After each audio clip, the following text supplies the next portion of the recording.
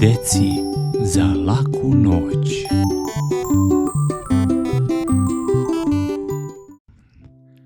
Planina koje je volela.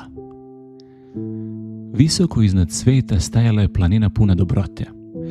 Volela je ljude koji su živjeli u njenoj senci, davala im je bistre potoke, sočne plodove, zdravu lovinu i svež vazduh. Ali ljudi nisu cenili njen dar. Šta nam treba ova stara stena? Govorili su gazići njeno cveće, krčeći šume i bacajući smeće po njenim obroncima. A jednoga dana ljudi su nemarno zapalili vatru koja se brzo proširila.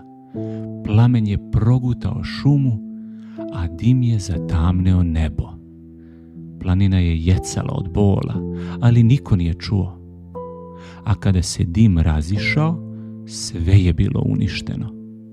Potoci su postali mutni, biljke su uvenule, a životinje pobegle. Ljudi su ostali bez hrane i vode. Gladovali su mesecima, dok im deca slabila, a starci bolovali. Tada su shvatili, planina nas je hranila, a mi smo je uništili. Odlučili su da se promene. Počeli su da sade drveće, da čiste vodu i poštuju šumu. Planina je dugo čekala, ali vidjela je njihovu iskrenost. I onda vratila im je darove. Voda u potocima postala je čistija nego ikad.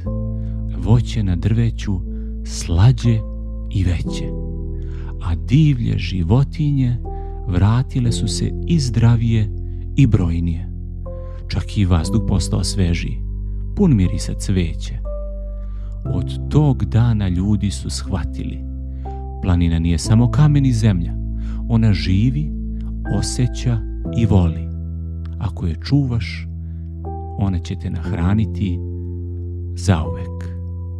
Čiča miča i gotova priča.